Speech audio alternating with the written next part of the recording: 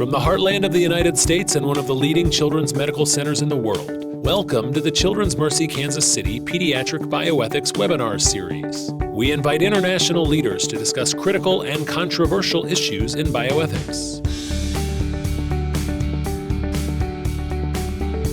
Now, from the Bioethics Conference Center on the Adele Hall campus, here's Dr. John Lantos. Hi, and welcome back, everybody. We have a new year of bioethics webinars. It's great that everybody could make it. We're going to be talking about all sorts of interesting topics this year. I'll introduce Professor Mark Clarfield in a minute. He's come all the way from Ben Gurion University of the Negev in Israel to talk about a very interesting topic. Before I do, though, let me remind everybody that we are accepting applications for our bioethics certificate program. It's a 9-month online program open to students from anywhere in the world. We talk about all sorts of pediatric bioethics issues. The program is open to experienced child health professionals. Also, we have another webinar tomorrow. Ben Wilfon from Seattle Children's and the Truman Katz Bioethics Center is going to be talking about genomic testing in newborns. So that's tomorrow at noon. For those of you who haven't been here before, here's the way it works. The speaker will speak for about 30 minutes. We can then take your questions. If you have a question or a comment, look at the chat box on the lower right-hand corner of your screen. You can type your question into that chat box. Or, if you're a little more sophisticated, you can tweet your question to hashtag CMBioethics, and we will read those questions out to Professor Clarfield, and we can have a little discussion about those. So, Professor Clarfield, an old friend of mine, was educated in Toronto.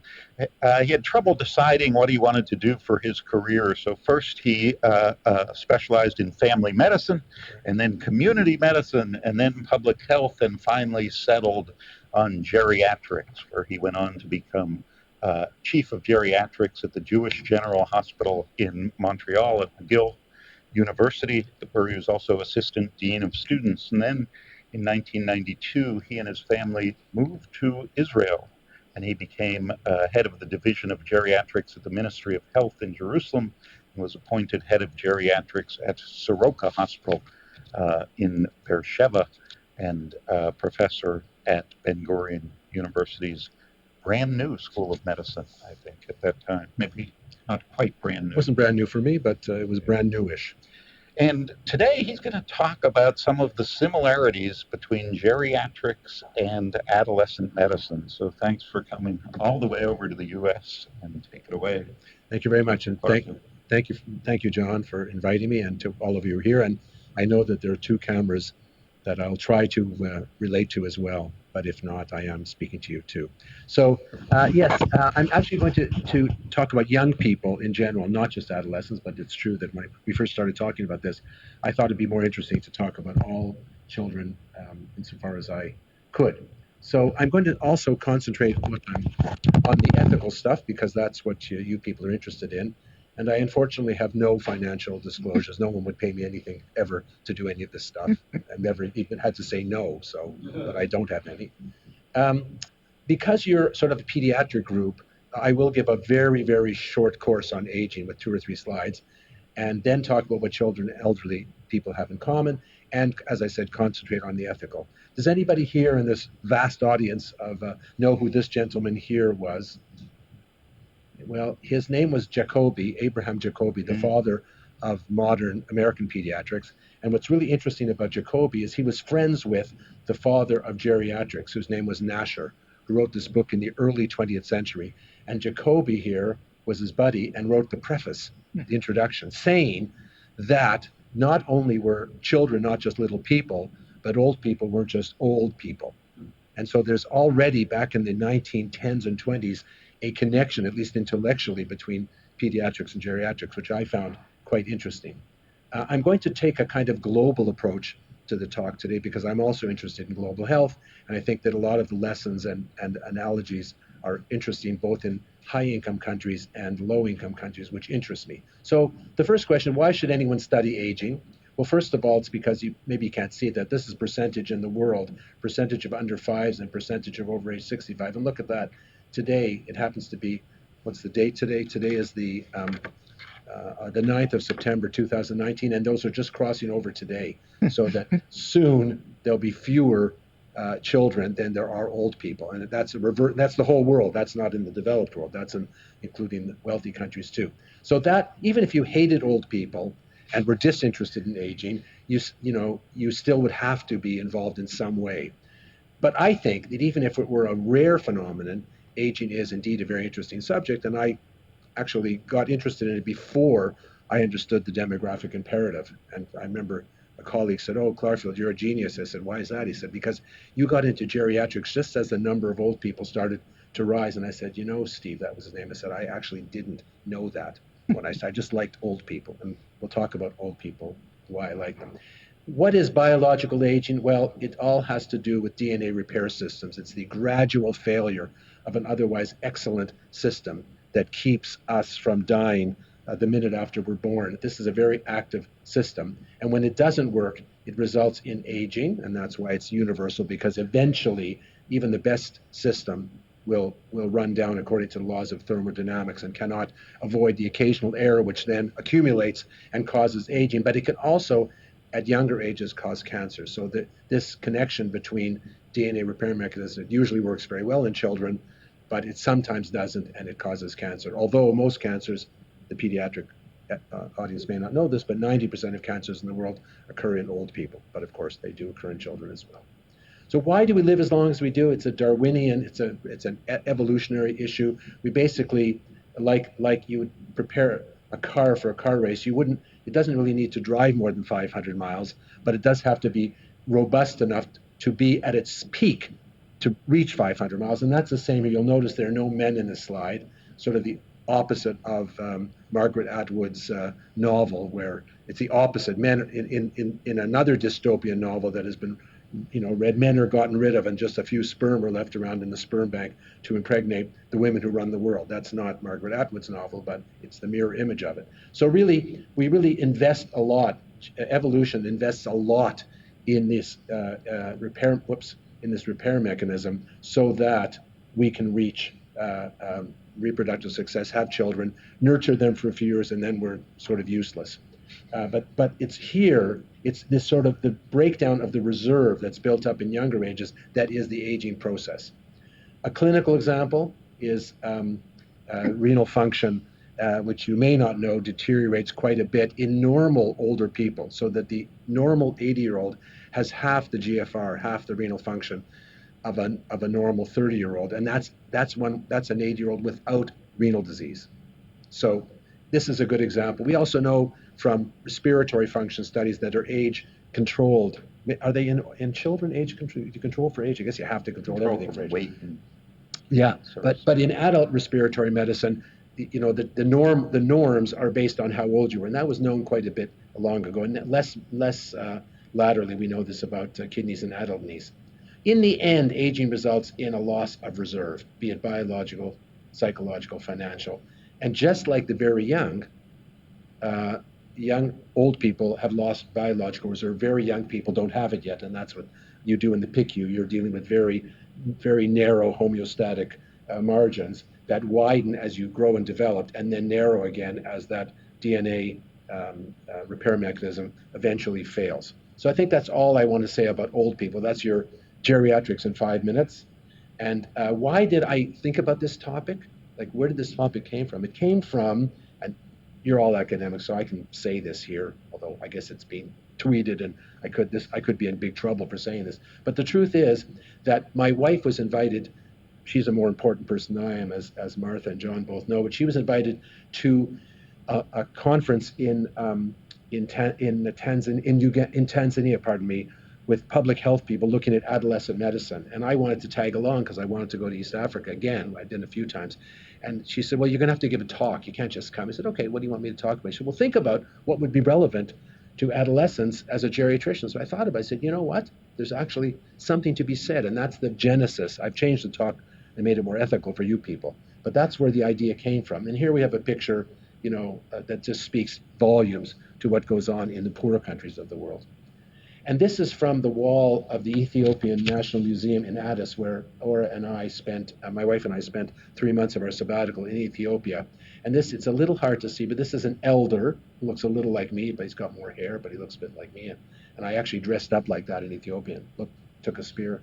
And here, as you can see, a young kid. And what's he doing? He's learning from the elder, which is what happens and happened and happens in more traditional societies. So old and young, what do they have in common? Well, they're both at the crossroads of their life. And when I say crossroads, and I'm with John Lantos, I think of Robert Johnson, the great bluesman who wrote his Crossroads song, I think not very far from here. Children are on the way up. I've already alluded to this. And older persons are on the way down. They're building reserve. Old people are losing reserve. The ethical issues are multiple, and they involve the usual criminals that you're quite familiar with.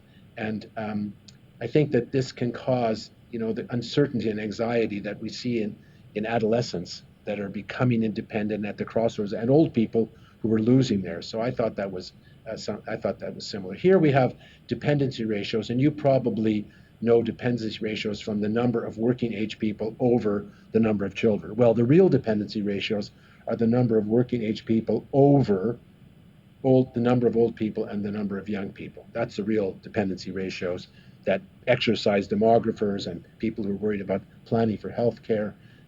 And so I think that also brings the old and young together, because they're both, in quotes, dependent. Now, I'm well past 65 and I'm not dependent yet, but I probably will become dependent at some point.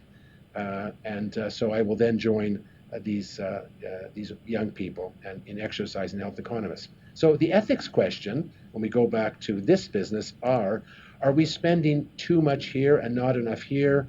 What's the right ratio? To me, it's an issue of distributive justice. And I think that in your country, although I don't want to I'm not afraid to get political, but I don't have time to get political.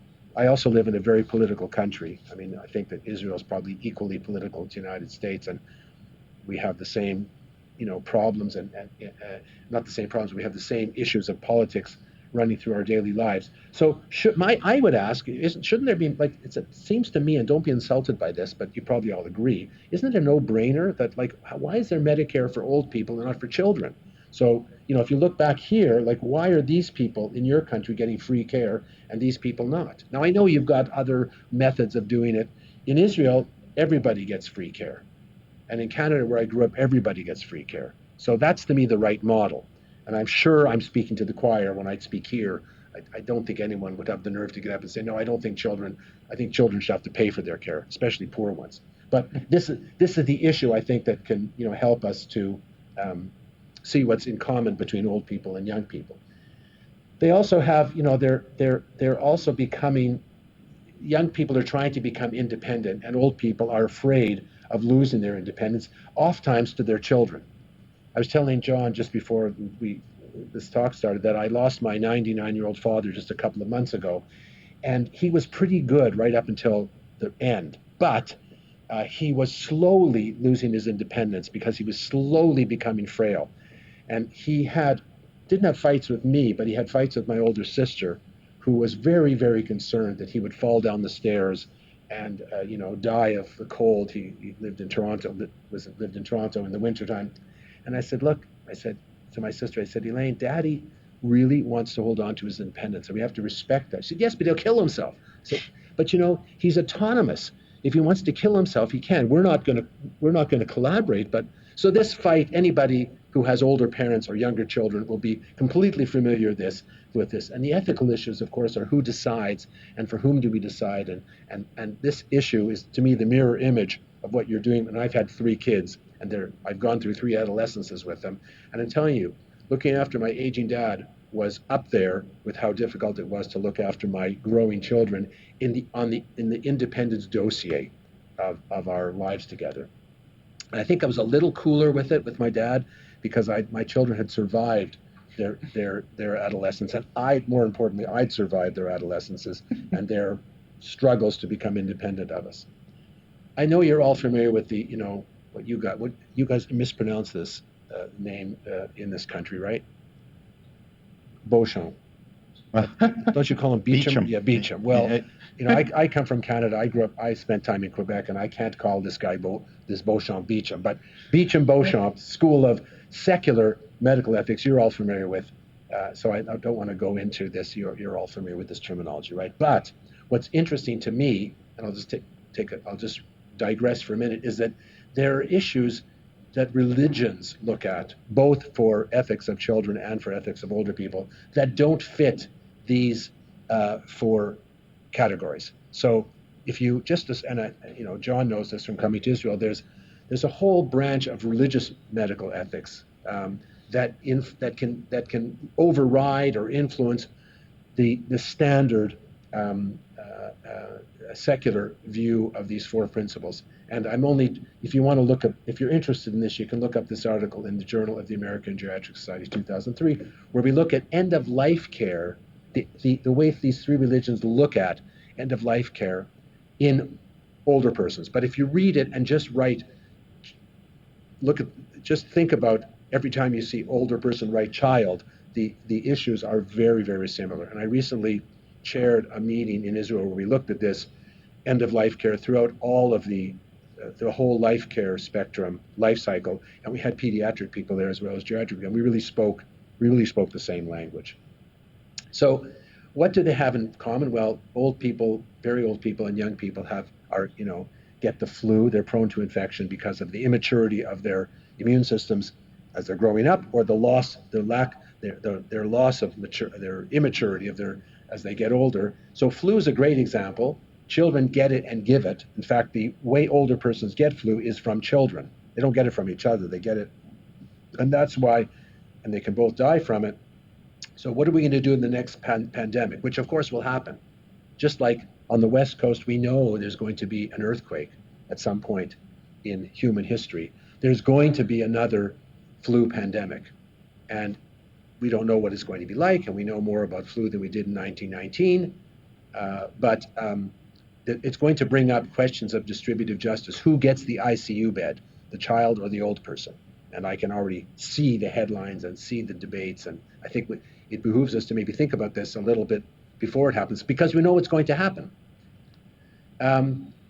Another issue that interests me about vaccinations is, children get the usual vaccinations, I don't know what the policy in the United States is now, but I think in Japan they have a universal policy for flu vaccine for children. The whole country gets vaccinated. What's the policy? What is the CDC or whoever? It's recommended, but recommended that everyone gets it? Yep. Over 6 months. Anyone over 6 months. Okay, I got it. Recommended, but we know that will give you rates of about 15%. That's just shooting from the hip. Children vaccine, what percentage of children actually get vaccinated? Oh. It's higher than that? Oh, Yeah, probably. Flu vaccines. 80? Whoa. Okay, I hope you're right. No, I hope you're right. Somebody Google it. Yeah, someone Google it someone Google it just for fun, and you can ask the question okay. But it is an ethical question. Can you force children to get the flu vaccine to protect their grandparents? Because that's really what you're doing. I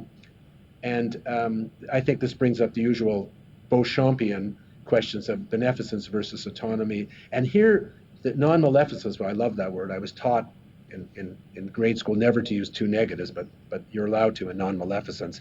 Usually non-maleficence doesn't come up in ethical discussions all that much, but it is an issue with vaccinations because the anti-vaxxers will claim that you're being maleficent, right? In fact, you're poisoning their children with adjuvants, or you're causing autism, or all this other stuff that's been disproven 1,000 times. But they think we, the medical profession and the health profession, are being maleficent. That's also a problem down here? Mm-hmm. Yeah, okay. So if it's going to be difficult to get people to vaccinate their kids for diseases that affect their kids, even more so, how are you going to convince them to get vaccinated to protect their grandparents? And I think this brings up really interesting ethical issues. The frontal lobe is a part of the brain that interests me very much, because whenever I do something inappropriate, my wife says, your frontal lobe is acting up. And it is, of course, the part of the brain that is quickly affected by alcohol, that desensitizes you to do all kinds of ridiculous things. There are world leaders, the names of whom I will not mention, who clearly, if you did an MRI or CT scan, would find hypotrophy in this part of the brain. Children are trying to develop their frontal lobe. Older persons are worried about losing their frontal lobe with dementia. And so it brings up the question of competency. Who determines? In children, I know, and I think things have evolved, that like you have a kid who's 14 years old and has cancer and says, I don't want chemotherapy. A wonderful novel by the English novelist Ian McEwan, what was it called? The Children's Act. Is that the Children Act? It's a wonderful novel and not a bad movie, which brings up the question of competency in a teenager. And of course, it brings up the issue of autonomy. I can control myself. My father, when he was very old, or should we control him because he's giving money away to all kinds of people, or that aren't his 3 children? He didn't, but he gave away some, but we approved. But he could have given all of his money to a dog hospital had he wished, but he didn't. Money is a big issue. Children, worry about getting it. Old persons worry about losing it, like autonomy sometimes to their children. And my father's death recently, and his will, which there's no secret. He just divided up everything between the three siblings, and we get along quite well. So I'm just working through that now. It's an interesting experience, and I could probably become a millionaire as a geriatrician, competency expert, dealing with children of dead elderly parents. I could probably make millions of dollars advising them because I know the issues, but I don't want to do that. But the ethical issues about money are really, really important, both in children and both in old people. And it relates again to autonomy and, of course, distributive justice. My father left me some money, and I sort of wonder to myself, like, why isn't this being taxed? I didn't do anything. I didn't do anything to deserve this. I really didn't. And it's an interesting question. Like, why am I not being taxed? I know I can list the arguments about why not, but I do think that distributive justice in a fair society would suggest that some of this money that my father's giving me, and I haven't done anything for it, should somehow or other be shared with the public. But I guess fortunately, there is no inheritance tax in either Canada or Israel. So I'm going to just sound very, very noble, but I'm going to take it all, at least for now, and have to think about what to give to charity. But this business of money is really a big question of all ages, but it's really, I think, a very interesting one.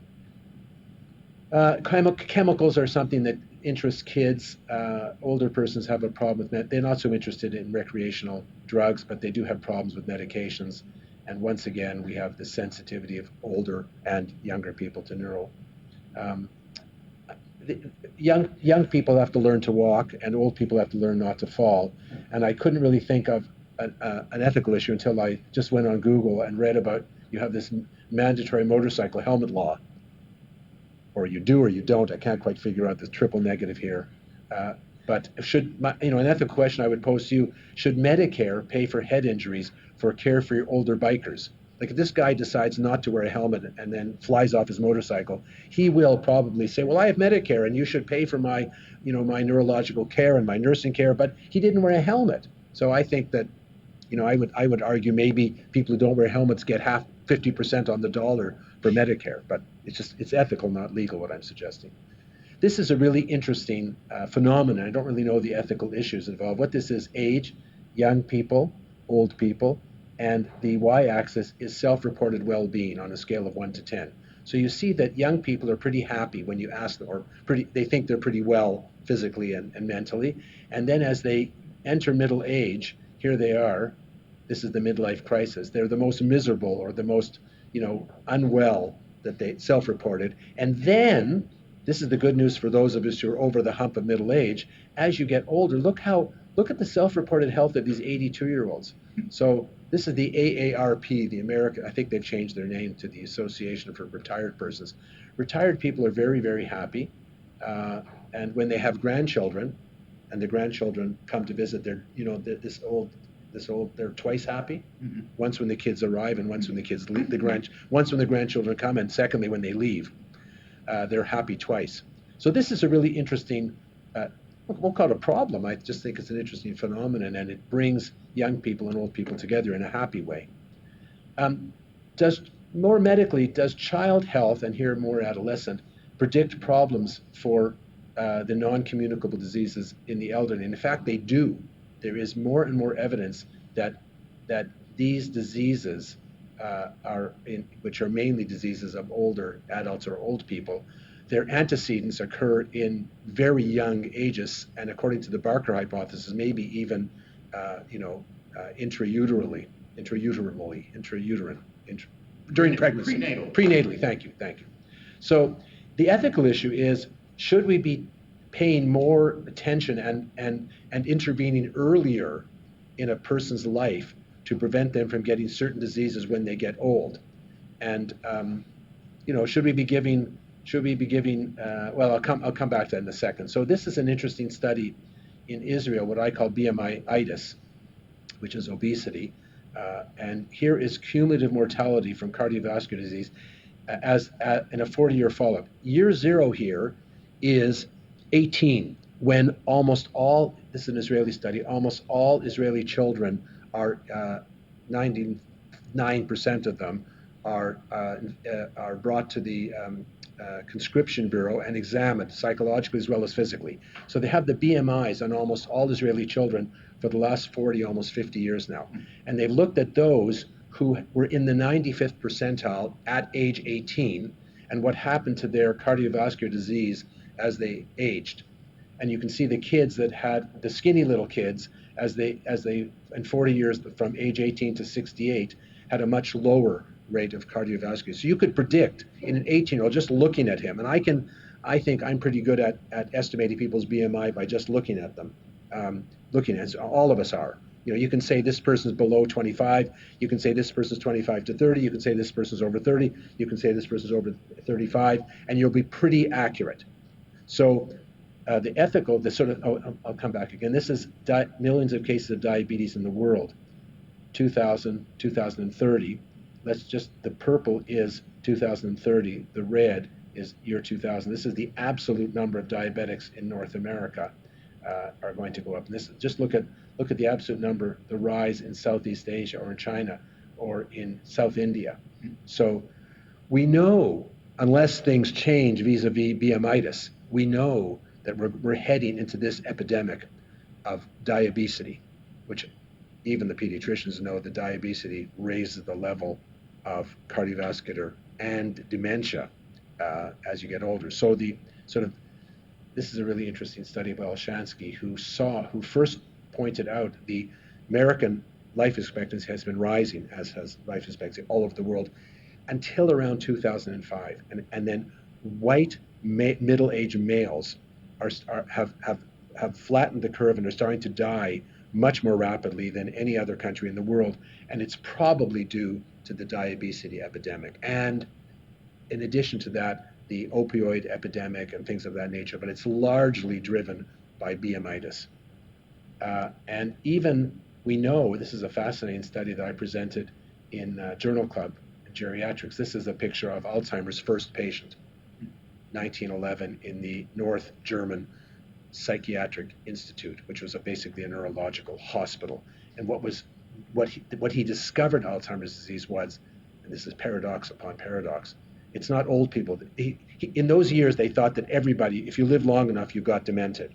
And what he reported was, I have a 51-year-old woman who has the dementia of old people. Therefore, it's a disease. It's not aging. Even then, they were concerned about what's the difference between disease and aging. Alzheimer made his name on this one case, which he described back in 1911. So we know that even the risk factors in late childhood will bring on what we call young onset dementia. So why is the effect of the heart on the head? It probably has to do with cardiovascular. And so the ethical question is, would you be encouraging early statin use in children? Here it's a little bit easier because we're not talking about young people helping old people. We're talking about young people treating themselves so when they're older, they don't get demented. And so there, it's going to be a question of autonomy. If we actually prove to young people that your cholesterol is in the, say, 90th percentile and you're 17 years old and diet and exercise don't help, should you start a statin? we don't know yet as doctors whether that actually it makes sense, but if it's going to take RCTs that follow people for 30 or 40 years to prove it. So you're going to be telling younger people, you probably should, on the basis of evidence that is still not so robust. What are the ethics of telling people to do that? And I can just see right now the drug companies, as soon as they, the minute that they cotton on to this and they're beginning to, they're going to be saying, you're not a good parent because you've got a kid with a cholesterol that's in the 90th percentile. If you don't treat that kid with statins now, and let's say they don't have any other risk factors, you're a bad parent. And they're gonna try and pay people like me to come to pediatric conferences like this one and say you should be treating your children for high cholesterol because if you don't, they're going to get demented earlier. It may be true, it may not be true. Only time will tell. But it looks like it probably is true. Anyway, to finish, I think I'm almost over time, John? You're good. I'm okay. So what are the service and public health implications of what I've told you so far? And I gave, not this talk, but I gave not a dissimilar talk to a group of Ethiopian public health physicians. My wife and I were, before we were on sabbatical in Montreal, we were on sabbatical in Ethiopia for 3 months. And we had a really interesting time talking to the public health and internal medicine and pediatric people. And I gave a talk about aging and why aging was an issue that in Ethiopia and the LICs, low-income countries, they didn't realize aging was happening rapidly right in front of their eyes and they'd better start to prepare for it. And one public health doctor got up his question period, he said, well, thank you, Dr. Clarfield, that was very interesting and I learned a lot, but if I had to choose between the masses of children in Ethiopia and the small but growing number of old people, ethically speaking, shouldn't I invest in the children? And I said, that's a very good question. I don't know the answer to it, but I think that the answer is that if you invest in your primary care service in general, and if you invest in expanding universal health care, which does exist in poor countries for AIDS and TB, so much so that if you've been to these countries, you'll find people who tell you, I infected myself with HIV so I could get primary medical care, because they give, in the HIV clinic, they give general care. And until I was HIV positive, I couldn't afford to treat my malaria, or I couldn't afford to treat isn't that interesting? So these are perverse incentives and unintended consequences. So I said to the public health guy, I said, look, you're right. I think that if I had to choose between a 9-month-old and a 99-year-old, I would choose the 9-month-old, even though I'm a geriatrician, and my father was still alive. And I said, and my own dad is 99. But I think you can probably deal with both. And we also have evidence, which I don't have time to go into, but grandparents in LICs are very, very, very important to the care of young people for 2 reasons. One, because there are a lot of AIDS orphans from the generation that's like your age that was wiped out. There are a lot of AIDS orphans, and even if you've got young parents, if there's a grandmother or a semi-useless grandfather like me around to help out with the grandchildren, this young couple can afford to leave home and work and raise the living standard. This has been well documented by the gerontologists, the social gerontologists in the LICs. So I think that was my answer, trying to square the circle. I think if you think prevention in its broadest sense, you'll be able to help old people and young people. There are really interesting, I don't have time to go into it, but there are very interesting bi-generational programs that we've seen in the wealthy world and the less wealthy world that benefit both old people and young people. The no-brainer is sort of a daycare center run by older retired people who volunteer their time. Even in the developing world, there are older people that can afford to do this, and they do it. And I've seen these programs. It's a wow factor when you see them.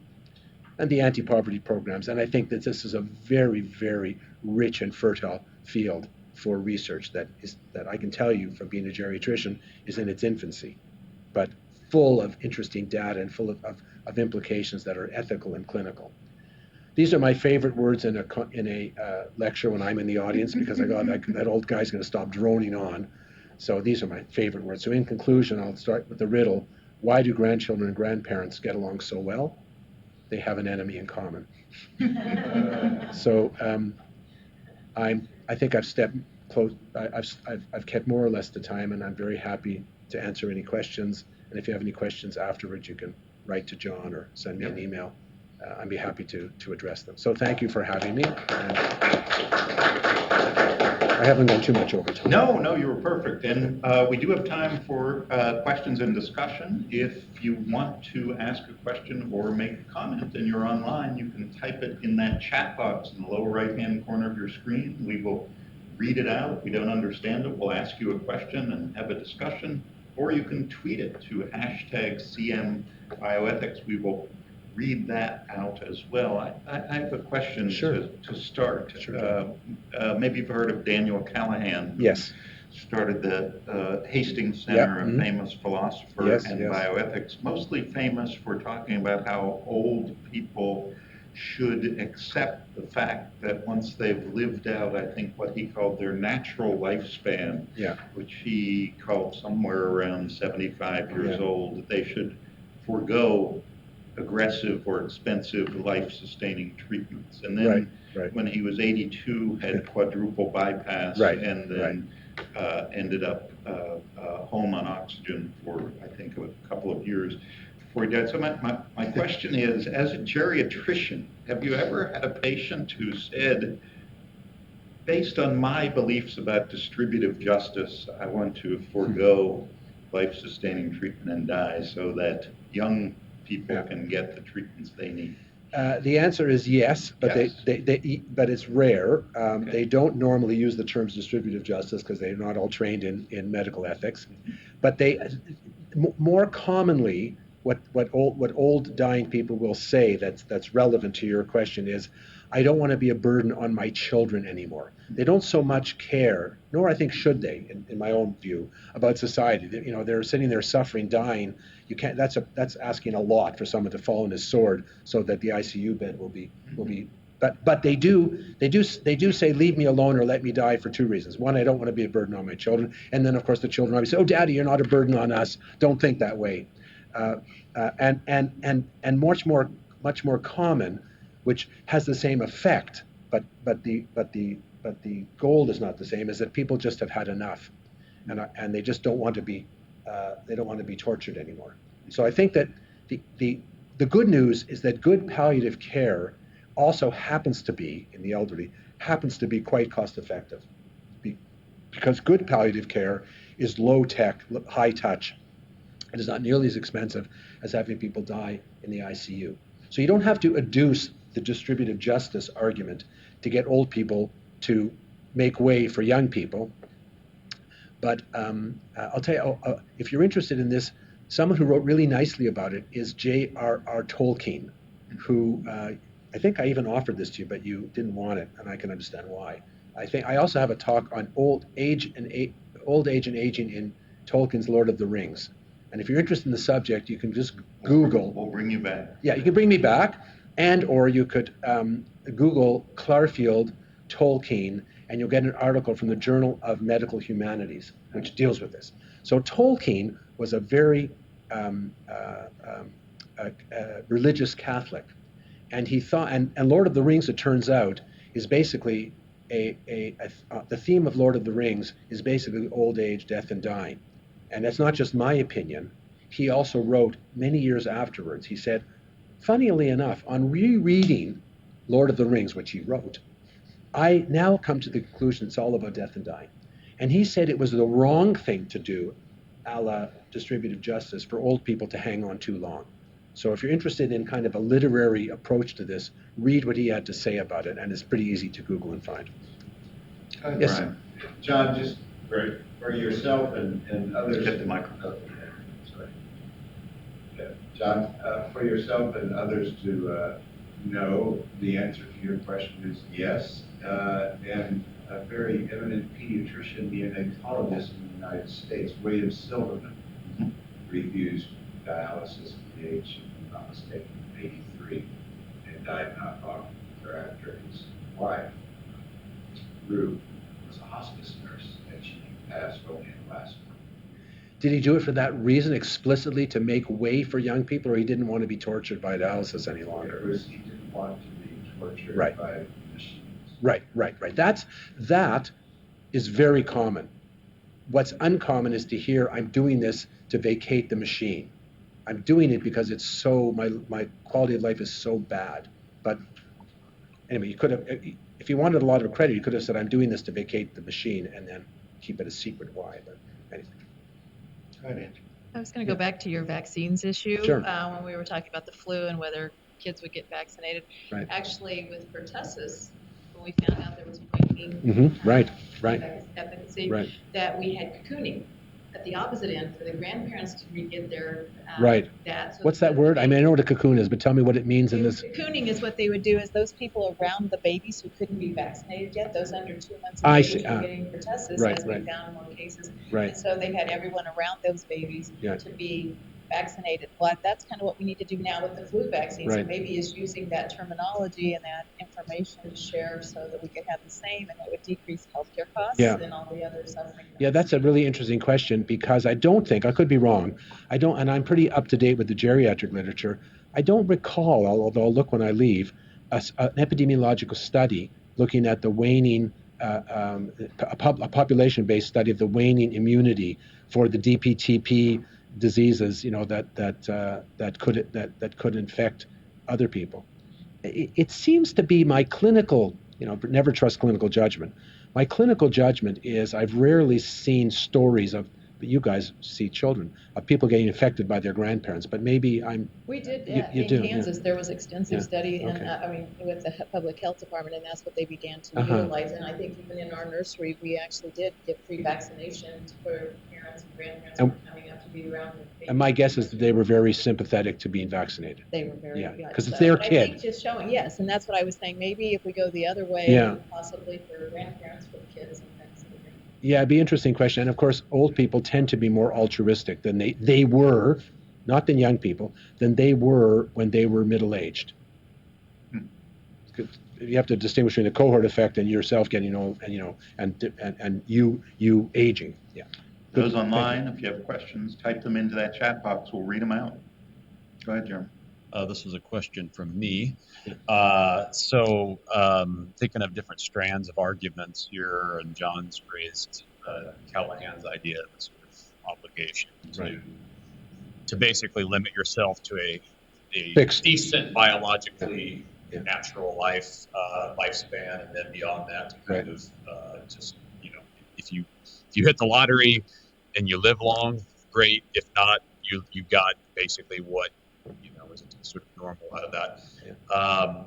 There's also, though, an argument you might say from prudence, and I'm thinking here of Barbara Ehrenreich's recent book, Natural Causes, where she makes kind of a broadside attack on this idea of wellness and just spending all of your 60s and 70s vigorously exercising and limiting your calories and 100%. watching everything and monitoring yourself. And she just says it's ridiculous. You should just basically do a few basic things and then eat the extra slice of cake, drink the extra glass of wine, and sort of enjoy life. She gives a very nuanced argument that gets into data about how futile it really is. How many seconds you gain by? Yeah, exactly the cost benefit analysis of all the stuff you could do and that often is recommended for you to do by medical professionals just isn't worth it.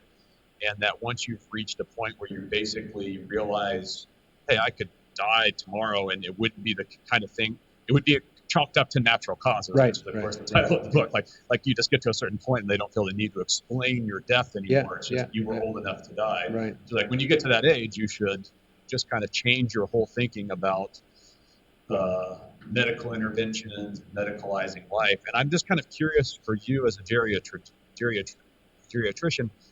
do you agree somewhat with that? Or would you want to push back strongly against Ehrenreich? Or do you think there's... I couldn't agree more. Okay. Now. Expand then. Yeah. Okay. So I haven't read her book, although I did read a book by her many years ago. I think it's the same Ehrenreich, who did a nice study of a nursing home. Is that the same woman? But she's a medical anthropologist, kind of. She is she's trained in hard sciences, but she's then gone into social science. She's most famous for writing, books on low wage Yeah, but I think she had a career earlier on writing. I think her thesis was on nursing homes. I'll see if it's the same. It doesn't matter. Okay, it rings a bell. But that's a great question, and I couldn't agree more. One of my slides, which I don't have, time to show, is Clarfield's 4.5 rules for living a long and healthy life, and I'll come to that in a second. But before I do, I'll preface it by telling a story of my late father, who when he was 85 had a bit of a pot belly, and my sister. She's gonna think I'm dissing her, but my sister is a great sister and was a terrific daughter to my father, and she was. And if it just ever gets into the ether and she hears it, I don't want to get into trouble. But she would say to my dad, she would say to me, "Daddy's eating too much ice cream," and I go, "What do you mean?" She said, "Well, after a meal, I've been over there, and he'll take a tub of ice cream and he'll just polish it off." I said, "Elaine, Daddy told me a story that when he was 10 years old living in the Depression in Toronto, if he could save up a few pennies, he would buy a pint of ice cream and polish it off. And he was 11 years old, and now this is 80 or 75. I said, let him eat whatever he likes, and he's 85 years old. Now, that being said, that is not a license to do crazy things. I tell old people not to smoke. There aren't that many. 10% of people over age 65 still smoke. And a patient comes in who's smoking. I say, listen, smoking is not good for you. Not because it's going to shorten their life. I tell them this. I said, it is going to shorten your life, but that's not what I'm telling you. I'm telling you it's because it's going to make your last years miserable. So, and it's going to bring on a heart attack or a stroke. And you could, God forbid, survive a stroke. So with that sort of caveat, I think she's quite right. It's in this nutritionism and healthism fads that, there's on nutrition, there's, what's his name's 3 rules of nutrition. What's his name? Paul, yes. Eat food, mostly plant, not too much. So that's my nutritional dogma. I think that's completely true. So Clarfield's 4.5 rules living a long time. Don't smoke. Eat a healthy OID diet. Healthy OID, meaning for the most part, eat as fruits and vegetables if you can, and blah. But don't obsess about it. You can drink a small amount of alcohol. It's not recommended to start if you don't drink, but if you drink, it's probably not the end of the world if it's moderate. And do a bit of exercise. That's 4 rules to live a long healthy. The 4.5 rules. Pick your parents carefully.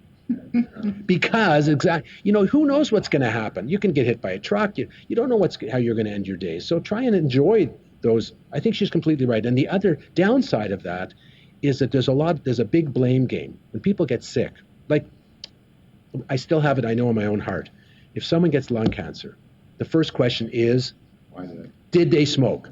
And if they smoked, then you go, what do you expect? Well, 10% of people who get lung cancer don't smoke. 10% of lung cancers are non-smokers. And a lot of people smoke for 100 years and never get lung cancer. You can't really you can blame them for their lung cancer, but doctors shouldn't do that. We're not into blame. Society is, the other downside, I hope she writes about this, is think positively.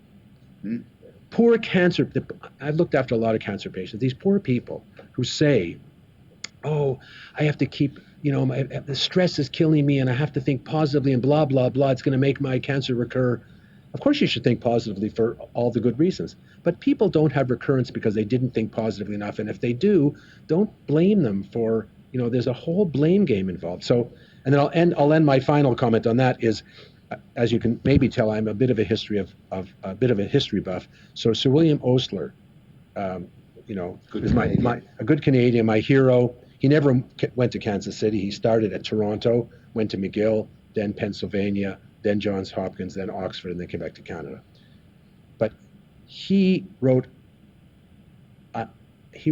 gave a lecture to Johns Hopkins called the graduating class called The Fixed Period, in which he had a great sense of humor and was a real someone who delighted in practical jokes, both physical and also word games. And he gave this speech that professors over age 60 should be chloroformed to make room for the younger generation. And he was kidding. Like he was like joking about these issues back in 1922, I think. No, it was earlier than that. You're an Oslerian? Yeah, so it's 1911. 11. Yeah, I think that's right. Because, he wouldn't have made that joke after the death of his son in the First World War. So it had to be before 1917. But he wrote this really tongue-in-cheek thing, and he got in such trouble. The next day, the newspapers were full. Distinguished professor recommends they didn't call it euthanasia then. There was another word, But so, I mean, he was just kidding. But he was sort of, there was a when he was interviewed afterwards, he said, look, I do think that people should make way for young people, but of course I don't think they should be killed. But of course by then political correctness existed even in 1911, and you couldn't say certain things about death and dying even then in joking way and not get, Tweets. tweeted the tweets of the day. But so look up the fixed period, and there's a nice article about this, about the essay is very short, and then there's a nice article, I think it's by Hogan, about the whole thing. Yes. Vanessa. Okay. My question is actually for me as well. And this one is, there's an article that's been circulating again. It's from 2014. Ezekiel Emanuel wrote in 2014 in The Atlantic. And it's about when he's Ezekiel? Ezekiel. Sorry, I'm not saying his name correctly. No. Yeah, tell the story so people will know. Yeah. So he's said when he turns 75 and beyond, he doesn't want to do any preventive. It's only to do palliative care. Yeah. Including he wouldn't get a flu shot, for example. And I was just curious what you thought of that. Yeah. And by the way, this was 5 years ago. So as he gets closer to 75, I'll be curious to see how he changes his, because he's in pretty good shape. You are quoting me. You've answered your own question. Yeah.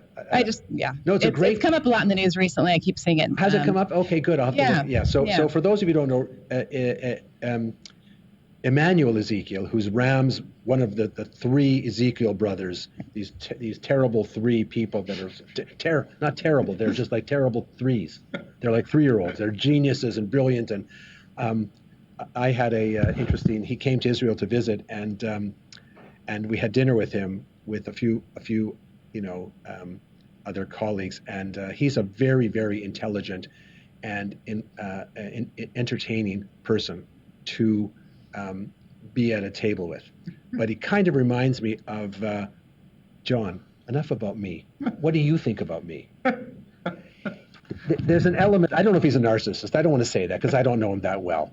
But he has a very high opinion of. Let's put it this way. He has a very high opinion of his opinion. He's a legend in his own mind, right? So when I read that article, the day I read that article, I looked at Ora, my wife, and said, "Bullshit. He's going to write the same article when he's 80. He's going to write when he's 85, and he's going to have quadruple bypass when he's 90." Now, I'm sorry. Oh, so he quotes him. So he quotes him The fixed period. Yeah, but you have to know the whole story about the fixed period. So he's written again, or people are writing about him? No, it's Quick. I'm not sure if this is well, but the advisory board company has been, I get the advisory board company's daily updates. Yeah. And it's just been, it's kind of in their daily briefing, and they're kind of revisiting the issue 5 years later, because it's front of mind for a lot of people that are.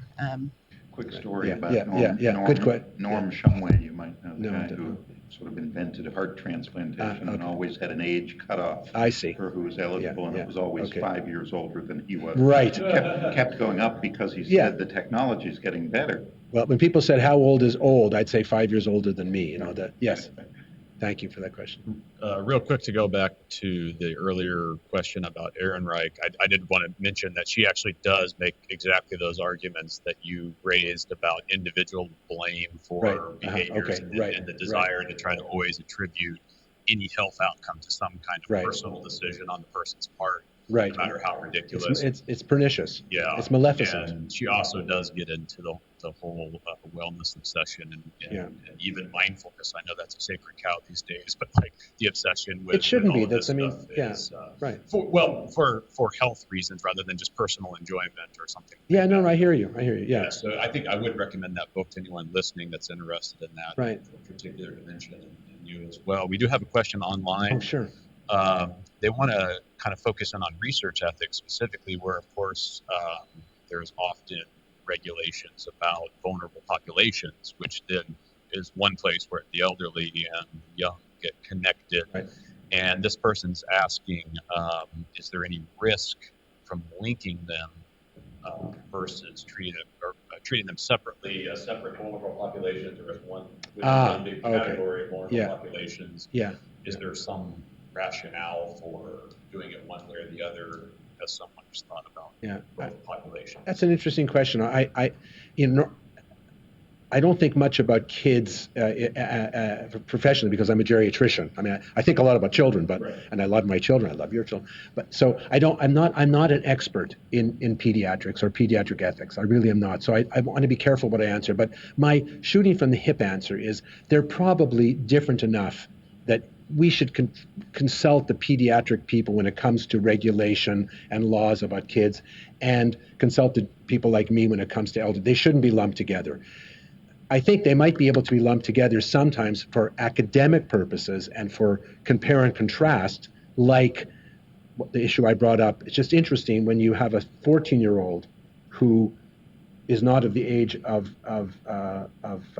decision, like in the Children's Act, and an older person who has got mild cognitive impairment, which is a precursor sometimes to Alzheimer's disease. Sometimes, not always.